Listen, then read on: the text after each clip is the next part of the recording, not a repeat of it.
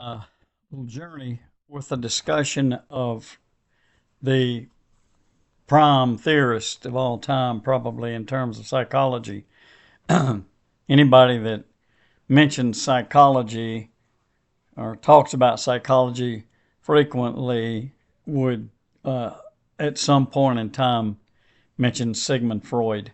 Almost everybody's heard of Sigmund Freud in one way or the other. Most people aren't that well informed about this guy, but he's the father of psychoanalysis. He created psychoanalysis. He did dream studies.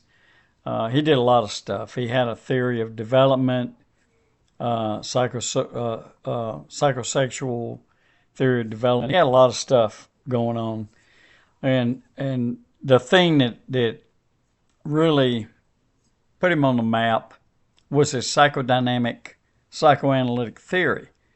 Psychoanalytic theory that describes personality. I'm sorry, let me take that back. It explains personality. It doesn't necessarily describe it. Most theories just simply describe it. Freud attempted to explain it. That's what we're going to talk about the next few minutes. What his theory involves. I'll caution you that his theory is not necessarily widely accepted now. There are too many better explanations, more modern explanations for how your personality works, where it comes from, so on and so forth. So keep that in mind, that this is an old theory.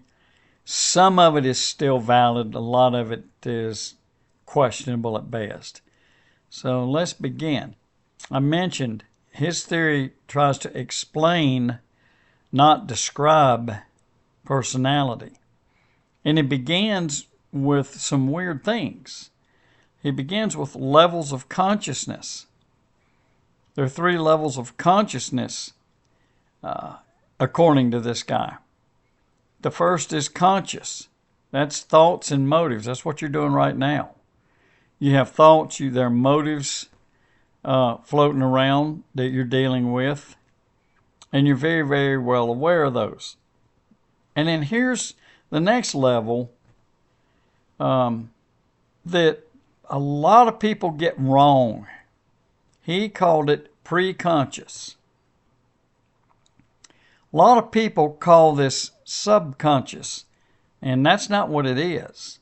Pre-conscious involves thoughts and motives like the conscious, your conscious part of your mind, but it includes memories. The subconscious definition, and I don't want to dwell too much on that, is more about lurking. Subconsciously, I was aware of that. Okay, well, that's maybe true, but that's not what pre-conscious is. There's almost an element of conscious in his version of this pre-conscious business. And again, thoughts, motives, you already heard that when we said conscious, and then memories. So what he's telling you is you're working with 2 things in conscious thought and 3 things in pre-conscious. Pre meaning right below the level of conscious. So it's free for you to reach in there and do things with it, i.e. memories. So your memory world affects your conscious life. That's what he's saying. And that'll make more sense in a minute. Sorry about the frog in my throat. And then the 3rd level, we got the 1st level conscious, 2nd level pre-conscious, 3rd level is unconscious. Your unconscious, hate to say mind, but let's do that anyway. The unconscious area, okay, of your thoughts contain blocked thoughts. They contain motives. It contains memory. These things all affect your behavior. Here's the biggie. It's unconscious, meaning you're not even aware of it, but it exists. There's controversy with that. Freud is the first person to introduce the aspect of an unconscious existence. So modern science goes, nah, no, I don't think so.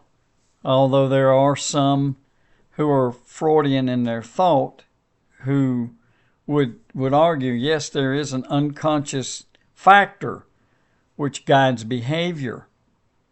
Blocked thoughts. Why would you block a thought? Because it's unpleasant. The memories are blocked, unpleasant memories. And that was the basis for psychoanalytic theory. Freud wanted to dig down into this blocked area of your brain and mind and bring that to the surface. I'm going to replace brain and mind with the word thoughts because that's really what we're dealing with here.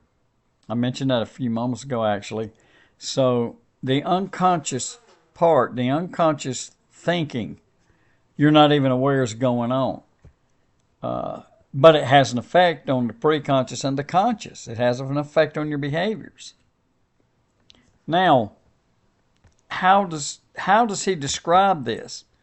What is in there? What is in this business of conscious, preconscious, and unconscious? Well, there are three entities. There are three you just heard structures: conscious, conscious, preconscious, and unconscious. Here are items that live there. These structures are these structures. Just mentioned structures being conscious, blah, blah, blah. Those are actually levels, so I'm getting you confused. I'm confusing myself. Unconscious, preconscious, conscious. Those are levels. Now, got that? They're levels. I hate to sound like an amateur. Now we're going to talk about structures. Been a long day. Okay, so here are the structures, and I'll tell you what they do. The id, ID, id, that doesn't mean your identity. That's the name of the structure, id, ID. What is it? It's a drive that pushes you in directions. It operates under a principle called pleasure. So what am I doing with this pleasure business? I'm driven to seek instant gratification. I want it and I want it now. I'm not going to wait on it. And I'll do anything within my means to be able to acquire this instant gratification, no matter what it is. The id lives in the unconscious. And the unconscious mind is, according to Freud, the id is immature. It doesn't function under rules. It's impulsive. And it's irrational. I want it, so I'm going to get it by whatever it is, by any means. It's an instinctual drive, according to him. The id. Pleasure principle. Whatever I want to acquire that brings me instant gratification, I'm going to do it. So I know I'm hammering that, but I mean to, because here's what happens. That thing left by itself is totally out of control. There's no law that governs it. It does as it pleases. But there's a mechanism, another structure called the ego. The ego functions under reality, the reality principle. And its job is to delay gratification. The ego is in your conscious, but it's also in your preconscious. So this is your logical thought stuff. Okay, I want a big screen TV and my neighbor has one, so the id says, well, go get it. Go run over there real quick and snatch it. Not regarding laws or anything else. The ego says, no, that's not realistic. You can't do that. We have laws against that. Let's do this the right way. So it's lurking in your preconscious. It functions in your conscious as well because you are aware of this. It's kind of a restriction pulling you into reality. And then third, In the preconscious and the unconscious lives this thing, the structure called superego. And this is where your conscience is. This is where your guilty feelings live. This is under the morality principle. So under the morality principle, this is the moral training you have. This comes from your parents primarily, according to Freud. Teaches you right from wrong, and teaches you guilt and pleasure feeling, proper pleasure feeling. How did you acquire it? You did it like you should have done, like the ego told you to. So that's superego. Id, ego, superego. Again, these things affect your personality. You may not be aware of anything going on in the unconscious, according to him, but that structure exists, and it has those functions to make you behave yourself, so to speak. And when you don't, you feel guilty. And when you feel guilty, when you do something you know you shouldn't have done, then we have these things he calls defense mechanisms. And you've heard that before, I'm sure. And some of these are a little complicated, and some of them are questionable. We'll look at these, or 9 of these. We'll take a quick look at these and just give you an idea of what we do as a human being to make things okay. The first thing we'll address is called repression.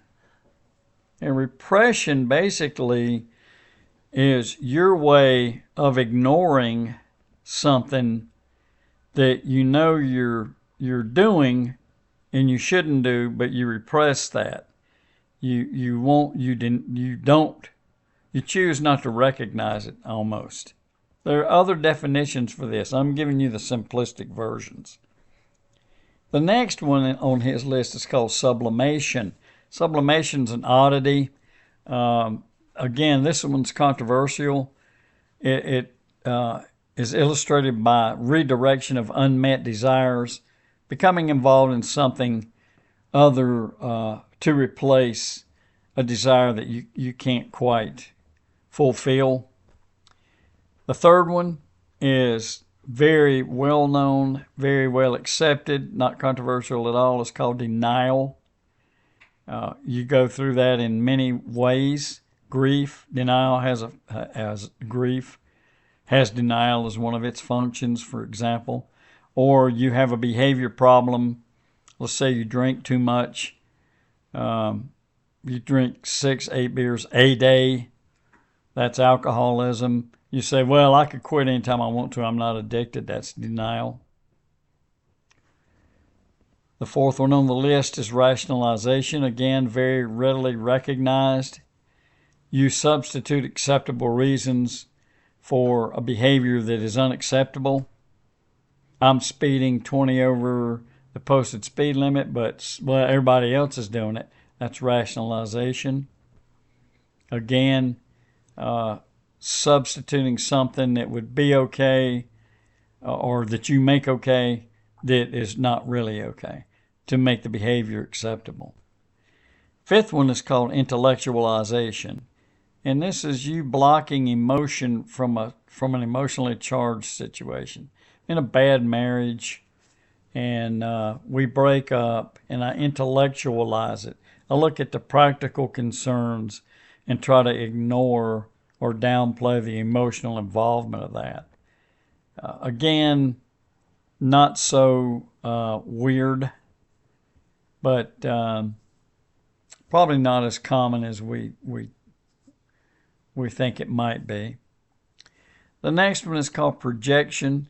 Again, this happens, maybe not in the traditional way that Freud says, but I'll run it by you, and you can make up your own mind. You can look it up if you'd like. It's called projection.